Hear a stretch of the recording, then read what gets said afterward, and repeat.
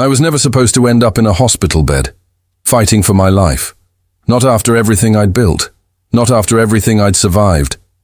But life has a way of reminding you, in the most unexpected moments, of your own fragility. Let me take you back. Long before the headlines, the articles, the interviews, before my name meant anything to anyone. I wasn't born with a silver spoon. No one handed me a company. No one even handed me a second chance. I carved my path with bleeding hands and sleepless nights. I grew up in a small, neglected town on the outskirts of the city. My mother worked 2 jobs, barely making enough to put food on the table. My father? I wouldn't know. He left before my first birthday. Every day I watched. My mother's strength, the fire in her spirit, even when her body ached. I used to think to myself, one day, I'll give her a life where she never has to worry again.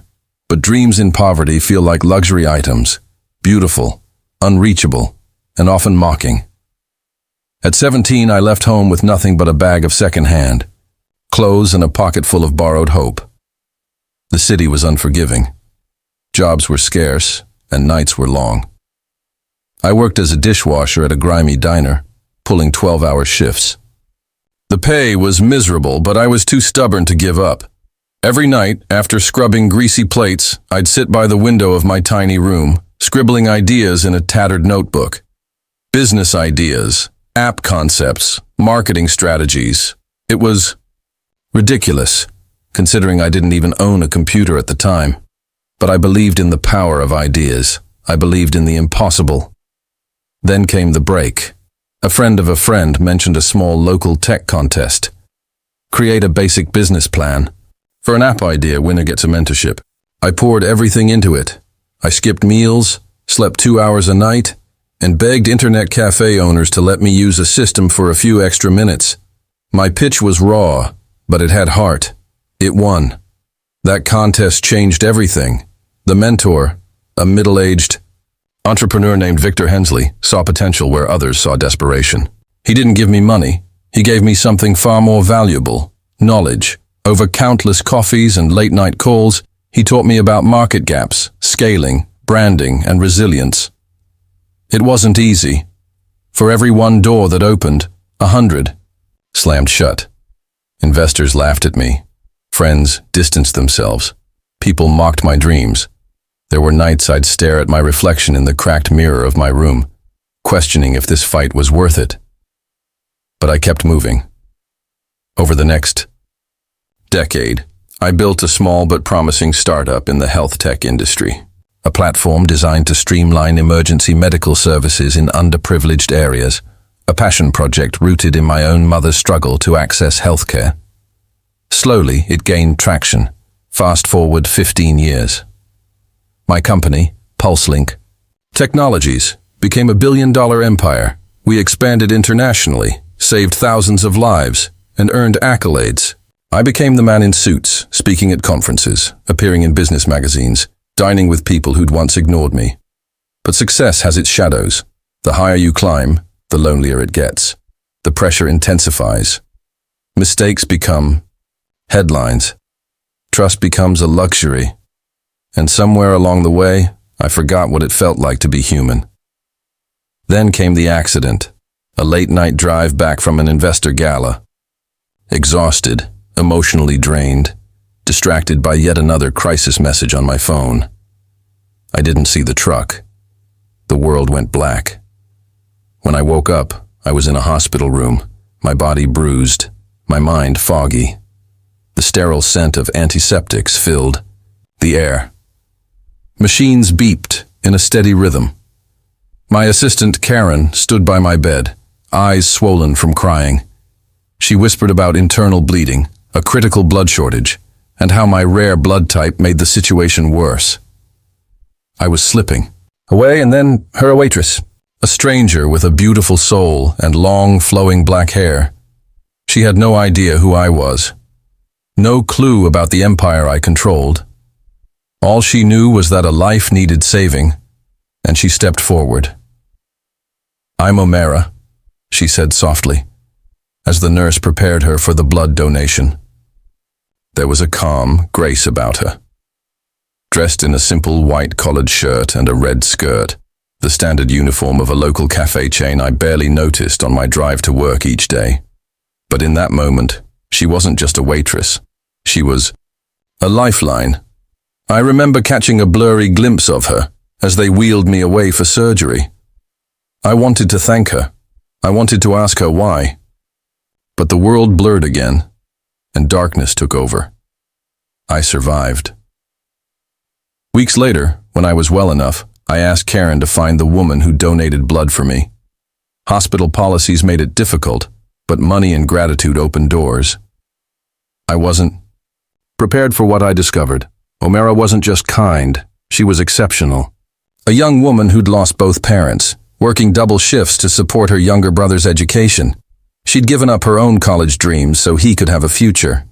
The more I learned, the more intrigued I became. People often forget. Billionaires, successful men. We meet hundreds of faces, countless people chasing favors. But it's rare to find someone who gives without expecting anything in return. I wanted to meet her. Not as a billionaire, not as a CEO, but as a man who owed his life to a stranger. And so, I walked into that little cafe, dressed in simple clothes. No entourage, no flashy cars. She didn't recognize me. "Table for one?" she asked with a smile that could light up a city. I nodded. I watched her work. The way she treated every customer with warmth. The way she laughed with the old man. At table 3, how she slipped an extra cookie to the kid sitting alone. She was the kind of person the world didn't deserve, but desperately needed. I ordered coffee I didn't intend to drink. I stayed longer than necessary. And when our eyes finally met, there was a flicker of recognition. You're the guy from the hospital," she whispered, color draining from her face. I smiled. "And you're the angel who saved my life." That moment changed me. Not just because she'd saved me, but because she reminded me of everything I'd forgotten. Compassion, gratitude, human connection. In that conversation, I didn't find a waitress. I found resilience. I found grace. I found the same fire I once saw in my mother's eyes. I knew then, this wasn't the end of our story. It was the beginning. The moment Omera recognized me, I saw a mix of emotions flicker across her face. Surprise, nervousness, and something tender that settled into a gentle smile. It was a smile not born from recognition of wealth or status, but simple human relief. That the person she'd saved was alive and well. "You really pulled through," she said, tucking a loose strand of her inky black hair behind her ear. The late afternoon sunlight filtering through the cafe's dusty windows caught the sheen of her hair, making it look almost ethereal. I motioned for her to sit, and for a second, she hesitated. Protocol, perhaps, or shyness. But then she glanced at her manager across the room, who was too busy counting receipts to care, and she slid into the chair opposite me. "I wanted to thank you," I began, properly. She gave a small, embarrassed laugh. "You don't have to. It's what anyone would do." But that was a lie. Not because she intended to deceive, but because I knew better. In this world, especially in this city, most people look out for themselves. Fear and self-preservation often outweigh compassion. But not in her. "No, it's not what anyone would do. It's what you did." She shrugged, her fingers nervously twisting the ring of a napkin holder. "You needed blood. I had it. I didn't think twice." I watched her, genuinely intrigued. How could someone so young with so little offer so much without hesitation? "Do you always give away pieces of yourself to strangers?" I teased, gently. She grinned, a spark of mischief lighting her eyes. "Only on Tuesdays." I laughed for the first time in weeks. A real, unguarded laugh. Not the polite chuckles at networking events or the strategic smirks in boardrooms. It felt human. Over the next hour, we talked. Not about the hospital, not about my company, and certainly not about money. She told me about her younger brother, Azan, a bright 17-year-old who dreamed of becoming an aerospace engineer, about the small apartment they shared, about how she'd once been accepted into a prestigious business college, but had to decline the scholarship because it didn't cover living expenses. "Someday," she said wistfully, staring out the window, "I'll finish what I started." I listened, captivated. Not because her story was unique. Poverty, sacrifice, hardship, they paint the lives of millions. But because she told it without bitterness, without self-pity. She spoke with quiet strength. And as she spoke, something inside me shifted. The carefully constructed walls I'd built around my heart, reinforced by years of corporate warfare and betrayal, began to crack. I realized how far I'd drifted from the boy who once scribbled dreams in a tattered notebook. When our conversation drifted to my side of life, I told her a heavily edited version of my journey. No billionaire labels, no boardrooms. Just a man who had once been lost and found his way through sheer stubbornness. She never once asked about my job, my status, or my net worth. It was the most honest connection I'd had in years. When it was time to leave, I scribbled my number on a piece of paper and slid it across the table. "If you ever need anything, anything at all, you call me." She smiled, folding the paper carefully and slipping it into her apron pocket. "I won't need anything," she said softly. "But thank you." As I stepped out into the evening air, something unexplainable tugged at my chest. A feeling I hadn't known since my mother passed away. The ache of wanting to help someone simply because they deserved better. I climbed into my car, the city lights blurring through the windshield, and made a decision. I wasn't going to let this be another forgotten encounter. 2 days later, I called Karen, my assistant, into my office. "I want to set up a scholarship fund," I told her. "Anonymous. For young people like Omera." Karen raised an eyebrow, surprised. In our years working together, she'd seen me invest millions into tech, real estate, and medical ventures, but never into personal philanthropy. "And also," I added, "find out if there's a way to support her brother's education, quietly, no press, no company logos." Karen nodded, the trace of a smile softening her usually stoic expression. "Consider it done." But even as I signed off on documents and authorized, donations, something gnawed at me. Money was easy. A phone call, a wire transfer, a signature. But what about the deeper connection? The genuine human experience I'd tasted in that cafe? Could I, a man shaped by ruthless ambition, still be part of something pure? I decided to find out. 1 week later, I returned to the cafe. This time I waited for her shift to end. Watched as she handled rude customers with grace, joked with the dishwasher boy, slipped leftover muffins into a paper bag for a homeless woman who sat by the alley. As she stepped outside into the cool night, I called out, "Omera!" She turned, startled, then smiled. "Back for more terrible coffee?" "Actually," I said, hands in my pockets, "I was wondering if you'd let me take you somewhere better." She hesitated. I don't date customers." "Good," I grinned. "Because I'm asking as a friend." "The guy whose life you saved. No strings." After a long pause, she nodded. "All right, but only if you promise not to talk about hospital bills or gratitude or any of that heavy stuff." Deal. We ended up at a tiny food stall by the beach, the kind of place I hadn't been to in years. She ordered spicy grilled corn, and I pretended to enjoy it while my tongue burned. We talked about nothing and everything, laughed until our stomachs hurt. Watched the waves crash against the shore. For the first time in years, I wasn't the billionaire. I wasn't the CEO. I was just a man, sitting beside a woman with a kind heart and sharp wit, listening to the symphony of the city. And in that moment I knew, this wasn't charity. It wasn't a debt to be repaid. It was fate, the kind that only reveals itself once in a lifetime. I didn't know how or when, but I knew one thing for certain. O'Mara was about to change my life again. Not with blood this time, but with love. And I wasn't going to let her go. The weeks that followed those beachside conversations felt different.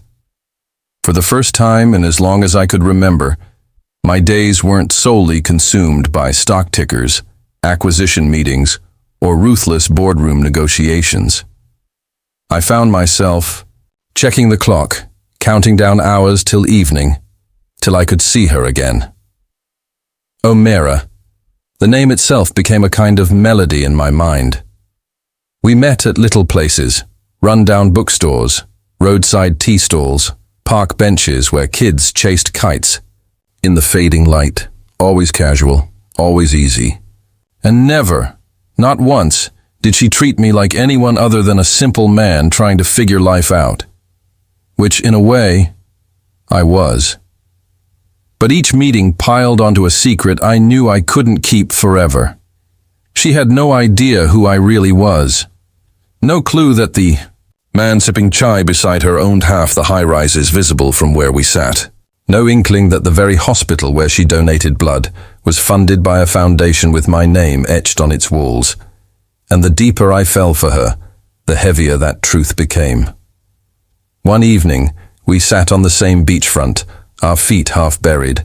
In cool sand, she was tracing shapes in the dirt with a stick, lost in thought. "You know," she said, not looking up. "It's strange. You're different from the men I've met." "Different how?" I asked, trying to keep my voice light. She shrugged. "You listen. You ask about my day. You laugh at the stupidest jokes. You don't talk about cars or watches or who you know. It's like you actually care." I looked at her, at the way the wind played with her hair, at those eyes filled with quiet storms, and I realized I did care, more than I should, more than was safe. And right then, a tiny part of me whispered, "Tell her," but I didn't, because I was a coward. I told myself it wasn't the right time, that she deserved to know me without the weight of my last name. That in this borrowed world of street food and sunrises, we were just two people. But deep down, I was terrified. What if the truth ruined everything? What if the minute she knew who I really was, every smile, every word, every glance would be colored by money? I couldn't bear that. The breaking point fate, however, has a cruel sense of humor. One evening, after a particularly long day of investor meetings, I arrived at the cafe where she worked, only to find the place swarming with cameras and reporters. Apparently, some local journalist had gotten wind of a mystery billionaire funding a series of anonymous scholarships, including one for a waitress's brother. And they'd traced the paperwork right to her. There she was, surrounded by people, shoving microphones in her face. How does it feel to be chosen by the city's youngest billionaire? Did you know him personally? Did you two meet in secret? I froze. My stomach twisted, and then her eyes found mine through the crowd. A mix of betrayal, hurt, and dawning realization. I wanted to run to her, to explain. But it was too late. She stormed past the reporters straight toward me. "Is it true?" she demanded, voice shaking. I opened my mouth, searching for words that wouldn't make me sound like a liar. "O'Mara, I was going to tell you, I swear." "When? After what? After I started to mean something to you? You already mean." "Everything to me," I said, my voice cracking for the first time in years. But she stepped back, her face crumbling. "You lied. Every word. Every smile. You let me think we were the same. And all this time, you were playing poor little rich." "Boy." I reached for her hand, but she pulled away. "I wasn't playing," I whispered. I was trying to remember what it felt like to be seen. Really seen. Tears filled her eyes. "And what about me? I saw you. The man you let me see. And now, I don't know what's real anymore." With that, she turned and disappeared into the night, leaving me standing in the middle of a crowd that had no idea how utterly shattered I was. The fallout in the days that followed, I tried to reach her, Calls, messages, visits to her tiny apartment. Nothing. She'd vanished. Karen, my assistant, found a note left at the cafe. "Thank you for everything. Please don't look for me." But I couldn't let it go, because this wasn't a fleeting romance. This wasn't about guilt or debt. It was about finding the one person who'd reminded me what life could be outside of balance sheets and private jets. I missed her laughter, her unfiltered honesty, the way she cursed traffic under her breath and sang old songs while cleaning tables. I missed her. And in those empty days, I realized something else. I'd spent my entire life chasing success so I could be seen, so I could matter. And when I finally mattered to the world, I became invisible to the people who truly counted. Except her. She'd seen me before the title, before the headlines. And now, if I didn't fight for this, I'd regret it forever. The proposal 2 weeks. Later, I made a decision. I would find her. Not as a billionaire, not with promises of wealth or privilege, but as a man. I contacted the scholarship office, traced Azan's new college address, and left a simple letter. "If you'll meet me one last time, I'll be where it all began. Same beach, same time, no cameras, no lies." And I waited. Minutes turned into hours. The sun dipped low, painting the sky in shades of gold and crimson. I was about to leave when I saw her, hair tied back, face pale, eyes tired, but still the most beautiful thing in the world to me. She walked up slowly, hands in her pockets. "You look terrible," she said, lips twitching into the faintest smile. "I haven't slept," I admitted. A long pause. "I should hate you," she murmured. "I wouldn't blame you." Another silence.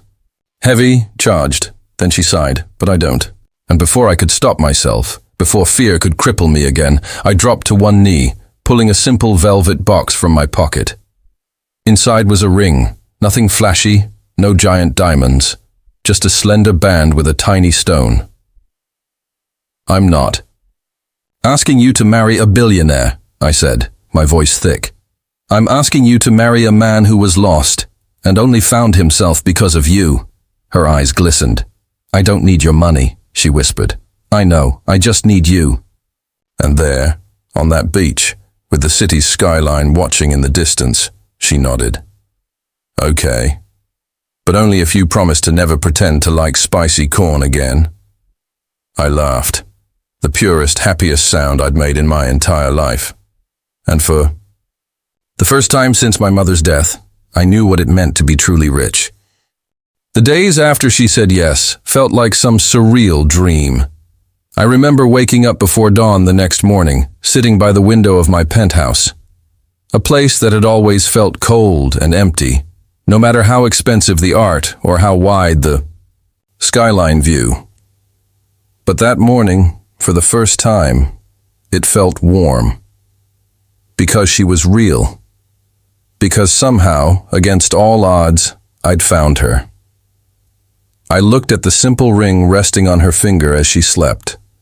Her dark hair, a soft curtain over her cheek. The early sunlight turned her face into something celestial, and I made myself a promise. I would protect this. Protect her. At any cost. Introducing Omera to my world. Of course, it wasn't easy.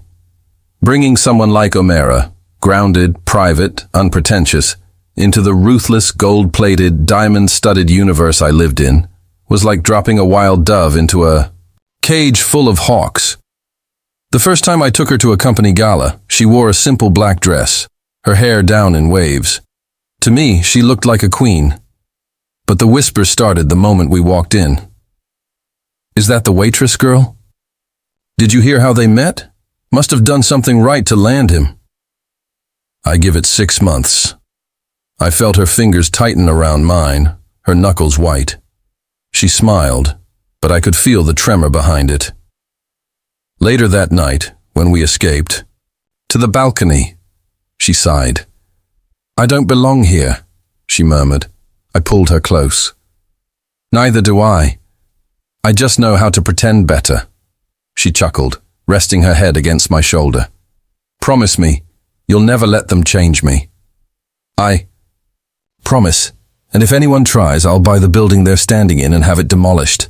She laughed harder at that, and for a moment, the weight of the world disappeared. Enemies in the shadows, but not everyone was laughing. In my world, people don't like surprises. They like control. And me falling for a waitress, asking her to marry me, stepping away from high-stakes deals to spend weekends driving to roadside food stalls, it made me unpredictable. And unpredictable men are dangerous. I could sense the tension growing around me. Partners started questioning my decisions. Investors hinted at boardroom takeovers. Even my so-called friends sent subtle messages. You sure about this girl, buddy? Gold diggers come with all kinds of smiles. But the one that stung most came from someone I never expected, my closest business associate, Rayan. One evening, he cornered me at a private club. Listen, man, he said, swirling his drink. I get it. She's beautiful, sweet, a good time. But you can't marry her. I stiffened. Excuse me? Think about it, Armin. You're a brand now. Investors bank on your image. You're not a rom-com hero. You're the youngest billionaire this city's seen. You marry a cafe waitress. You lose leverage. I stood, fury simmering in my chest. I don't care about leverage. Then, care about your company, your future. I leaned in, my voice cold. I built this company from the ground up when no one believed in me. And if anyone thinks they can threaten what I love, they can try me. I walked out, feeling the lines. Being drawn. Omera's quiet strength. I didn't tell her about most of it, because I didn't have to. Omera saw the subtle changes. The stares, the tight smiles, the careful distance people kept, afraid to be too close to the waitress fiancé of a man like me. One night, as we sat by our favorite beach spot, she said softly, You don't have to protect me from this. Arman, I'm not as fragile as I look. I took her hand, pressing a kiss to her knuckles. I know, but I promised you peace, and I'm not letting anyone take that from you. She smiled then, a sad, wise smile. Peace isn't in the world, Armin. It's in us, and we fight for it, together. I knew then. This woman wasn't a weakness. She was my greatest strength. The threat 2 months before our wedding date. The threat became real. An anonymous message sent to my office, then another. Photos of Omera, of her brother. Threats laced with cruel hints. End it. Or lose everything. I beefed up security, hired investigators, but every lead came up empty. Begged Omera to go away for a while, to a safe house. But she refused. I'm not hiding, she said, fire in her voice. We fought. The worst argument we ever had. You don't get to decide how I live, Armin, she snapped. I've been surviving this city my whole life. I won't be your damsel now. I wanted to lock her away, shield her, but she wouldn't let me. And secretly, I admired her more for it. The attack, and then it happened. One evening, as we left a charity event, a car came out of nowhere, ramming into ours. Glass shattered. Screams. The world tilted. I remember pulling her close, shielding her as metal twisted around us. When I woke in the hospital, my body ached, but I didn't care. Where's Omera? I croaked. She was beside me instantly, bruised but alive. Tears filled her eyes. I thought I lost you, she whispered. I gripped her hand. Never. They can't touch us, not while we have each other. The police called it an accident. But I knew better. And so did she. A new promise lying there in that hospital bed. I made another promise. Not just to protect her, but to burn down whatever parts of my world dared to threaten what we had. To walk away from the kind of power that demanded blood sacrifices. To build a new life, one where we made the rules. I looked at her, eyes fierce despite the bandage on her forehead. "Will you still marry me?" I asked, half laughing, half serious. She leaned down, kissed my forehead. "You're stuck with me, Arman Shah, and I knew then we were unstoppable." Lying in that hospital bed, stitches still tight and painkillers dulling the worst of it, I saw the world more clearly than I ever had from the corner office of a glass tower. I wasn't invincible, and neither was the empire I'd built. For years, I chased power like a man possessed, thinking if I piled up enough wealth, I could finally outrun loneliness, outrun grief, outrun that terrified orphan boy I used to be, staring at city lights from a window he could never afford to open. But in one violent, bone-rattling moment, it all cracked open, and what I saw wasn't numbers or titles or board votes. It was her, Omera, bruised, beautiful, defiant. The only thing that truly mattered. And so, with a single decision, I lit a match to the world I'd spent my life chasing. Walking away, 3 days after the accident, I called a meeting with my board. They were expecting weakness. Rumors were already circling. "He'll back down now. That girl's made him soft. This is our chance." I walked into that marble conference room, bandages still on my arm, a quiet storm in my chest. And one by one, I stripped them of power. I exposed backdoor deals, bought out dissenting shares, replaced disloyalty with fresh, hungry minds. When Rayan tried to speak, I shut him down with a single line. "I remember when you had nothing. You were family to me, and you sold me for a corner office." He paled. And I let him walk out for the last time. By sunset, the old regime was gone, and I tendered my own resignation as CEO. "You built this," Karen said, eyes wide. "You can't just walk away." "I can," I said, "because I finally know what I want to build instead.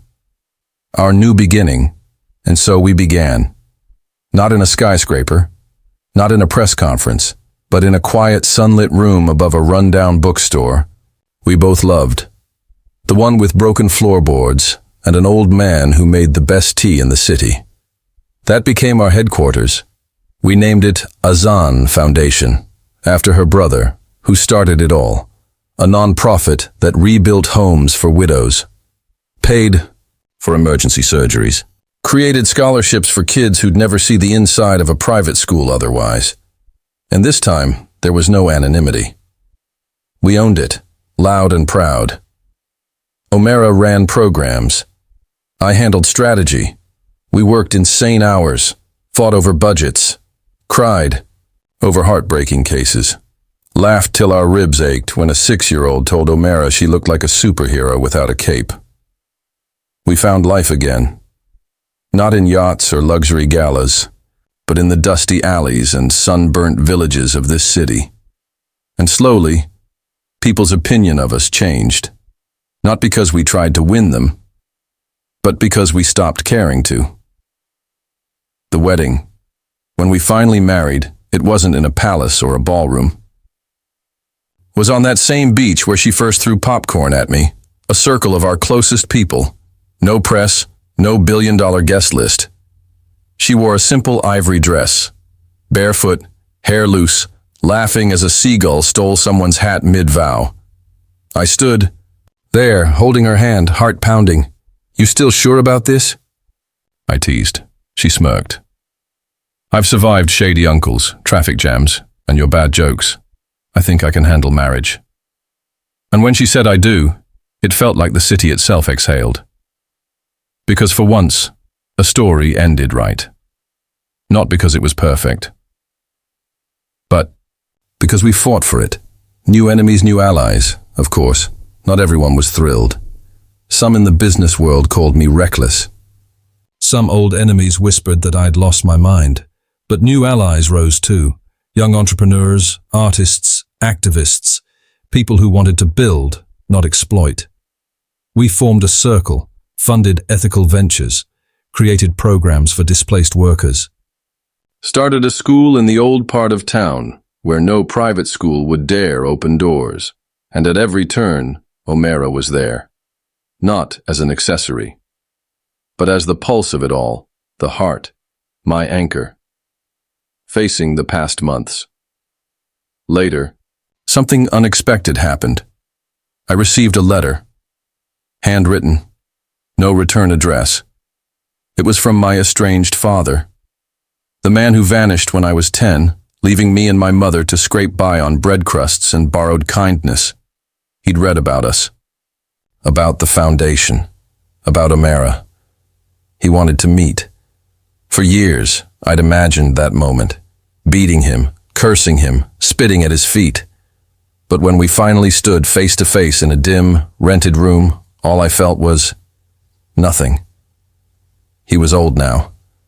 Frail and eyes sunken, voice weak.